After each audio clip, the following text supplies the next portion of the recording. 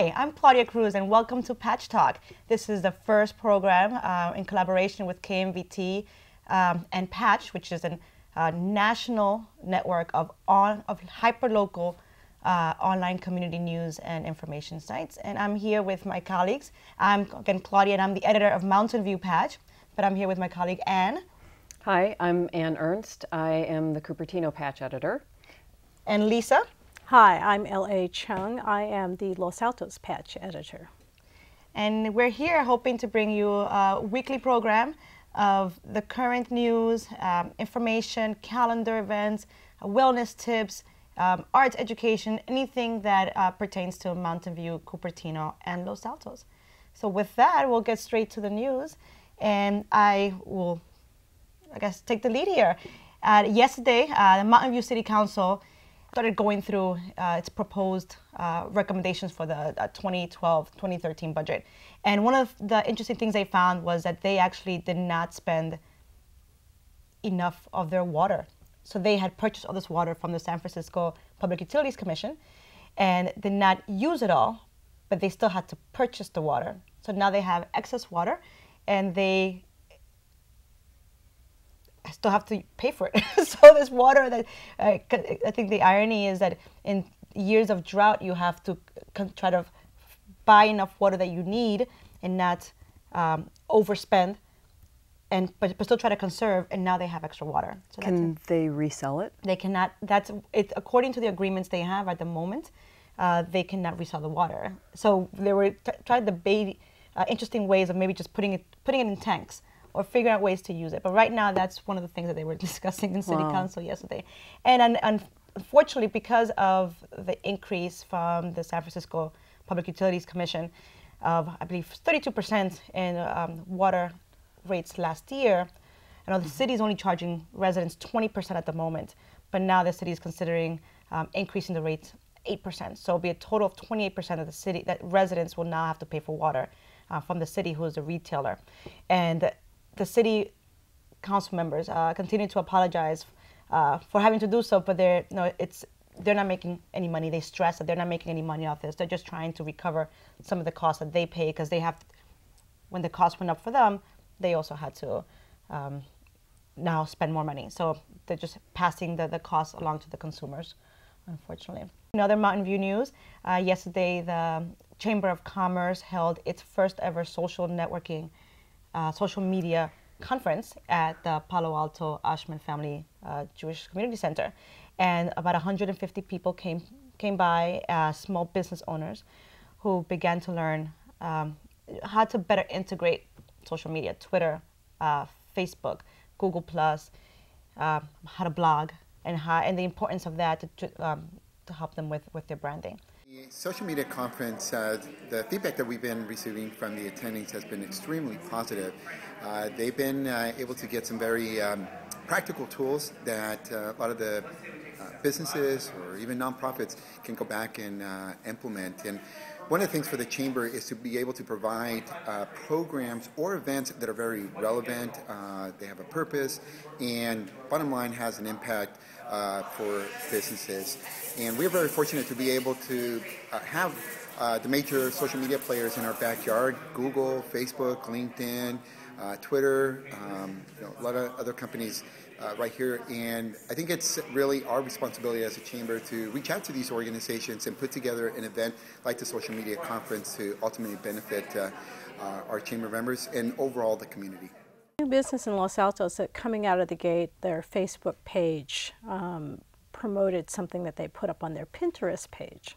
So they've gotten it appears that they've got a specific social media strategy that involves, Facebook. I haven't looked at their Twitter account yet, but it's very interesting to see them on Pinterest, because of course that's the latest the girly social media site where you can pin up all your fashions in particular. So I think they're ahead of the curve for a lot of businesses in Los Altos. The small town businesses, mom and pop industry businesses, they're very much reliant on those now, it sounds like, or getting more reliant on it. I know some of the small businesses in Cupertino are using Facebook and Twitter and you know, just trying to promote, hey, we've got a new ice cream, you know, coming into the shop, and come on and try it, because, you know, a little sign that sits on the sidewalk is just a blur as somebody's going by, but, you know, pops up on your little iPhone, and somebody says, hey, they've got butter pecan ice cream at, you know, whatever shop it is. In Mountain View, yesterday, the Occupy Mountain View movement joined the Day Worker Center and marched from Rengstorff Park to Target down El Camino to City Hall, where they gathered around 6 p.m. to hold a rally in support of immigrant rights and labor rights. Possibly 70 people were there together, braving the colder evening spring weather, but enthusiastically speaking in favor of their causes, in particular the DREAM Act. And now we will hear Laura Casas Frias speak to why she believes that the DREAM Act is still one of the things that needs to happen at the federal level. Well, I'm speaking as a community college trustee for Foothill De Anza College. And we have a few immigrants who were very happy that we got the California DREAM Act passed, because it gives them financial aid to fulfill their educational goals. But that's not what we really need. What we really need is federal immigration reform, and part of that reform is the DREAM Act. And that's the DREAM Act at the federal level. It gives you a path to legalization, to citizenship. And until, you can be educated all you want, but you can't work. So it's very important that we as a community advocate for the federal DREAM Act to get a path to legalization, so these students can give back, so they can start working and pay taxes. So LA, I believe that the Los Altos also had Occupy. Yes, we did. Yesterday. Yes, we did. There was an Occupy action at the Whole Foods Los Altos. It's a bit of political theater. And of course the media, like you need, for a good political theater, somebody has to be there to record it or to see it. So I showed up at Whole Foods Los Altos, and I was told that something would happen by the cash registers. And at one point, of course, it was when I was in the middle of a transaction, because I got tired of waiting, so I thought I'd buy something. At one point I hear someone yell, mic check, and then suddenly this man from Occupy San Jose stood up and started reading a very, very long address. We are not here to protest. We're not here to protest Against the workers of this store. against the workers of this store. We are not here. We are not here To throw bricks through your windows. to throw bricks through your window. We are here. We are here. That was for political theater. And so they addressed union practices of Whole Foods, encouraged people to support family farms and small-scale growers, such as going to the Mountain View Farmers Market or using community-supported agriculture. Hiddenville in Los Altos Hills is a CSA, as they call them, and deliver fresh produce to your home every week. And then it suddenly was over. Not before one man got kind of fed up. Another shopper got kind of fed up and started putting his hands on the guy who was doing the address. And they started shouting, leave him alone, leave him alone. And then the man's companion, female companion, possibly his wife, hustled him out of the store. And then it was over. And they walked out saying, we'll be back, and done. Well, Cupertino celebrated its 29th annual Toyokawa Cherry Blossom Festival in Memorial Park. It also coincided with the centennial anniversary of the donations of the cherry blossom trees from Japan to the United States in Washington, D.C.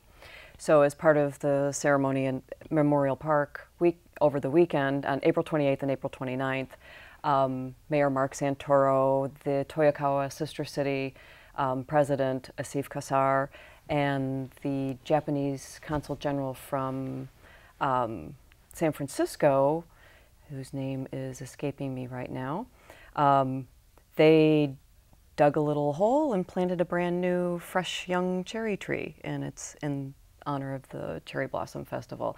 The Toyokawa Sister City is probably the most active sister city program in the community. They have a student exchange program, which was kind of interrupted last year because of the earthquake and tsunami. Even though it didn't strike Toyokawa tremendously, they were close enough that it affected the region, and so the Cupertino student delegation did not make it to Japan last year, but the Japanese students did come to Cupertino in the fall. And everybody who I've ever talked to who has been part of the Toyokawa Sister City program, both the student exchange and the adult exchange, say that they create lifelong friends. They go and they live in somebody's home.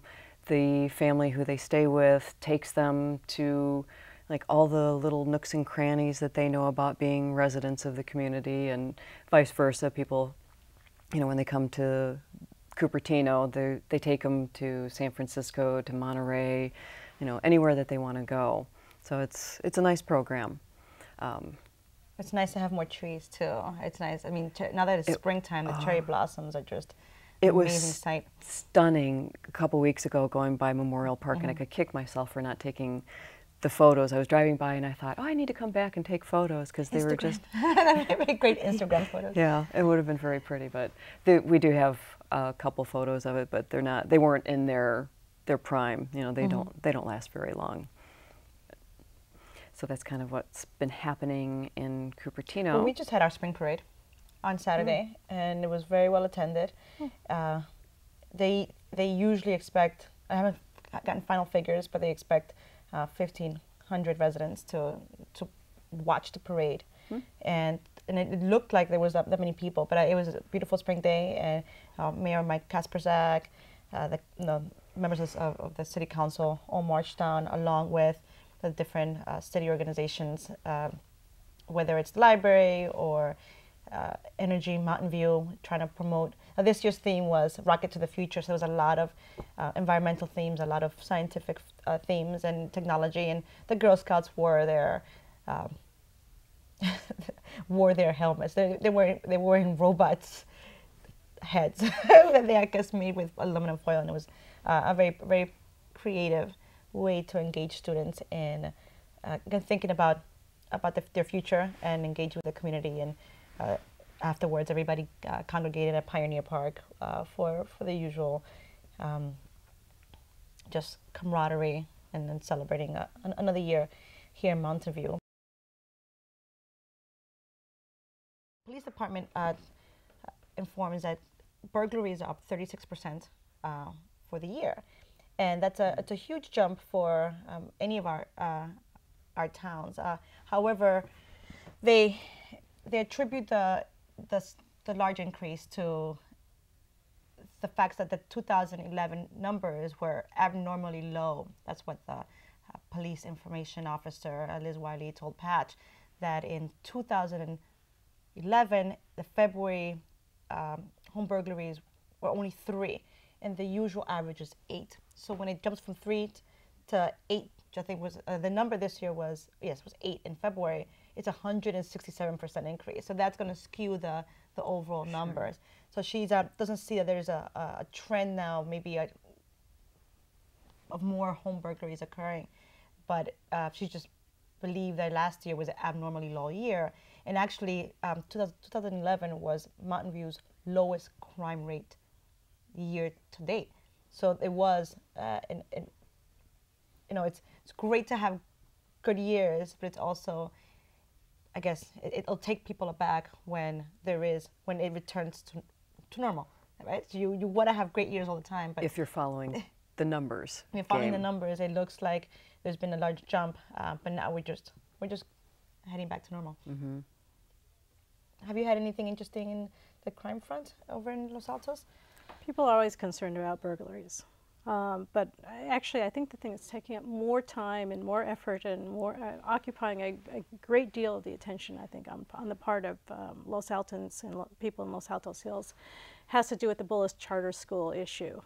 Things have been tense for a while, but there are a number of things in play right now, so people are paying extra attention. The charter school just formally accepted the facilities offer, the offer for space from the Los Altos School District, and that will be 2 sites on Egan Junior High School and Block Intermediate School. They'll have to run the school on those 2 sites.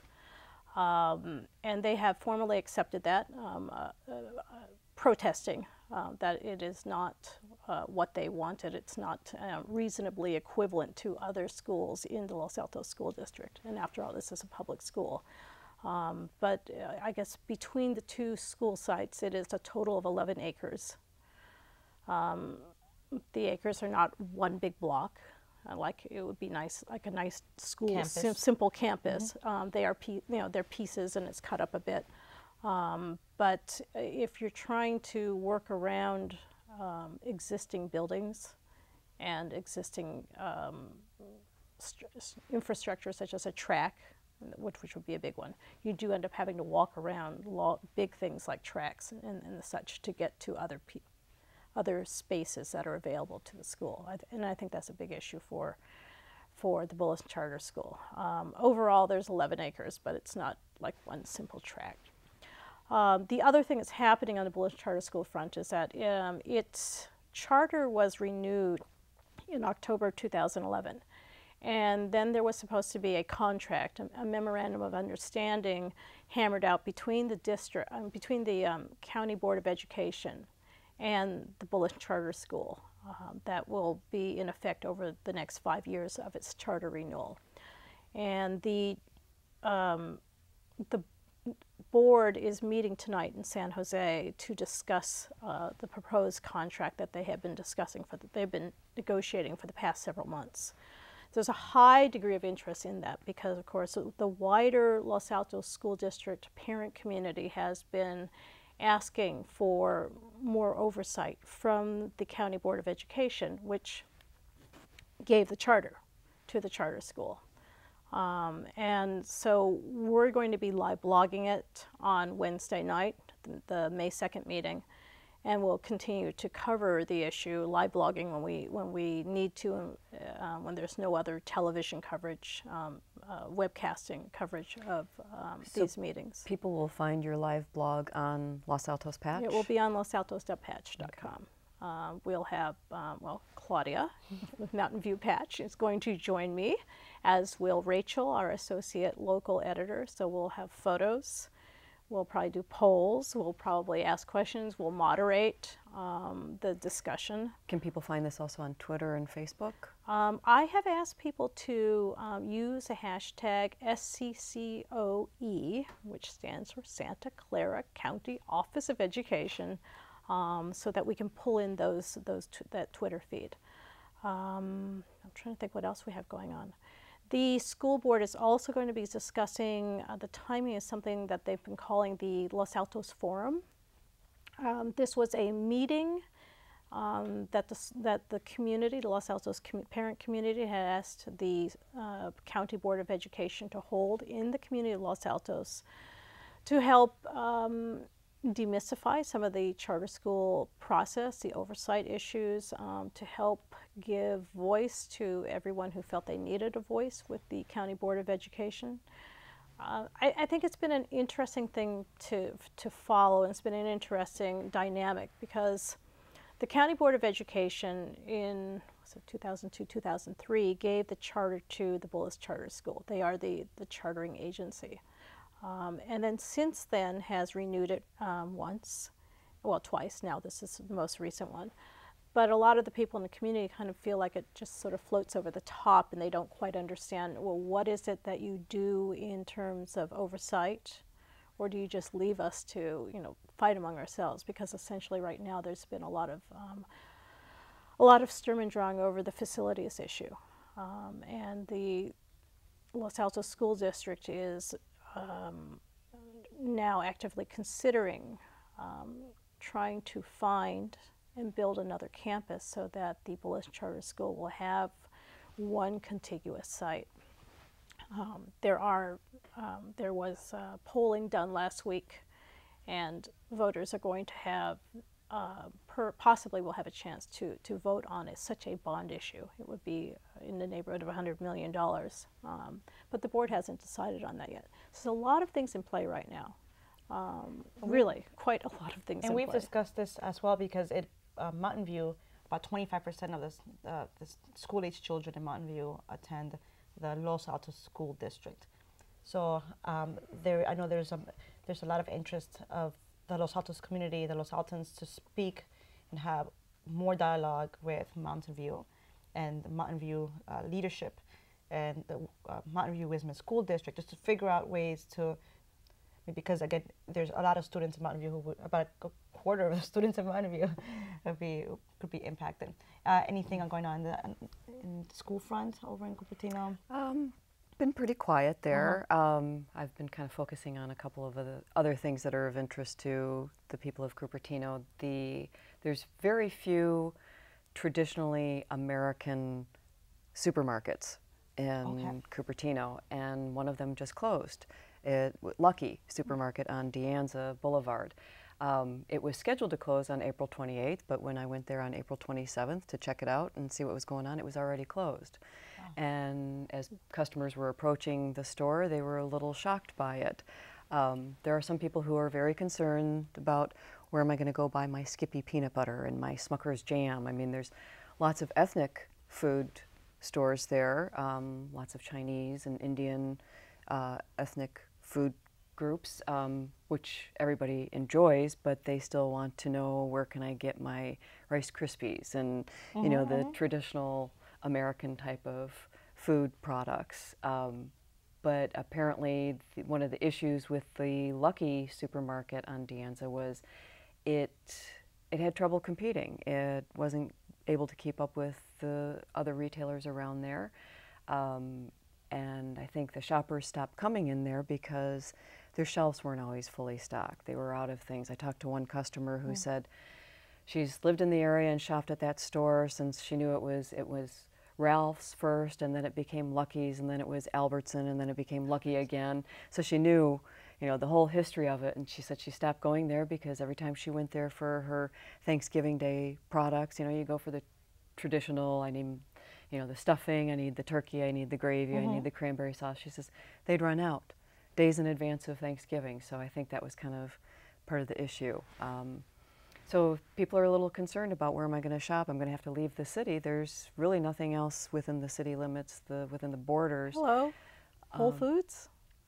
That's affordable, they say. That's not so expensive, not so specialized. There's Trader Joe's. There's a couple Trader Joe's. There's Target, which carries food products, but they want, I think it's kind of the mentality of I need a Lucky or I need a Safeway. So they have to go to Saratoga or to Sunnyvale for a Safeway. And even though one is, another Safeway is planning on moving from on the other side of Homestead in the Sunnyvale border to the Cupertino border of Homestead, it's a ways off. It's not going to happen anytime soon. So people are just a little concerned about it, but they also say that they didn't use the Lucky for anything more than like a giant 7-Eleven. So they were obviously going to other stores to begin with. So that's been kind of a concern. Any incentives by the city council to try to bring more, I guess, traditional supermarkets into the city? No, not that I know of. There's, I think partly because the Safeway on Homestead in Sunnyvale is moving down. There was a P&W down at the corner of De Anza and Homestead, and that whole shopping center is being completely redone. But Oh, you're wait a looking minute. So this is the Safeway that's on Hollenbeck correct in Sunnyvale. and Homestead. Yeah, the way things work here, of course, is that streets change their name as soon as they go into the next city. So Exactly. Homestead Road becomes Hollenbeck in Sunnyvale. And so that Safeway is going to be moving to Homestead Road, Eventually, the yes. Cupertino side. Yes. At the site where there used to be a P&W, there's a Michael's there. Rite Aid is under construction right now. That whole center is being completely redone. Loman's Plaza. That's the one where it's at now, down in that area. But it's going to be moving down actually within Cupertino. But for now, there's, I mean, there's still plenty of options. They don't have to travel that far, and nobody's, like up in arms over the whole thing, but, brought up some issues. Well, we're almost out of time. Look how quickly this goes. Anything coming up you quickly want to plug? Oh yes, indeed. So this weekend there's a lot going on. Thursday is the start of the farmers market in downtown Los Altos. So this is a seasonal market. You always know spring summer's around the corner when the farmers market is opening up in downtown Los Altos. So that's Thursday at 4 o'clock. The following day is First Friday, which is an effort in downtown Los Altos by merchants and those who are interested in the vitality of downtown Los Altos to bring people downtown. And so they have kind of a treasure hunt going through these participating stores. How fun. Yes, and you're going to collect all these things and then you turn it in and you can get a really wonderful prize. They did it in February. It was a lot of fun then. They've upped the ante and made it a little harder to get you to stay in the stores a little longer. Okay. So that is on Friday, early evening. On Sunday, and also over the weekend, the Friends of the Library, Friends of the Los Altos Library, are having one of their humongous book sales that is always really, really well subscribed. So get there early because the good stuff goes first. Mm-hmm. I'm hoping to have a video up that shows you the behind the scenes of how the volunteers of Friends of the Library have sort the books and how much work they put into sorting the books. So by the time you get to a sale, everything's beautifully organized. That sounds wonderful. I mean, this weekend is the Mountain View a la carte art festival, and it's 5 Saturday the 5th and Sunday the 6th, and it also coincides with Cinco de Mayo. So they're really bringing in a Cinco de Mayo theme and having mariachis and having more ethnic Latin food vendors and dancers. And we're very excited because just like the farmers market, the a la carte art festival in Mountain View marks the start of the summer. So we're very excited. That sounds great. Well, Cupertino Rotary can top anything that you guys are having because they are potentially going to give away $1 million this weekend for a hole-in-one. So, haha. Where do I sign up for that one? They had qualifying at Deep Cliff Golf Course during the week, and spotters watching certain holes to see the closest to the pin. And so those people have moved on and they can now qualify for the hole-in-one on Saturday for the golf tournament. But even if you didn't qualify, they still have the actual golf tournament. They have a scramble and they have a variety of other things, but they have a live auction. And they service so many other organizations throughout the community, not just in Cupertino, but beyond the borders, and they're always out there doing good things. But I don't know how they came up with $1 million, but I wish I had gotten out there. Very exciting. We live in very exciting communities, Los Altos, Mountain View, Cupertino. Well, thank you very much for joining us for Patch Talk this week. Thanks to all the volunteers at KMVT, and you can follow us on Los Altos Patch on Facebook, Mountain View Patch, Cupertino Patch. All our information is online, and thanks for joining us. See you next week.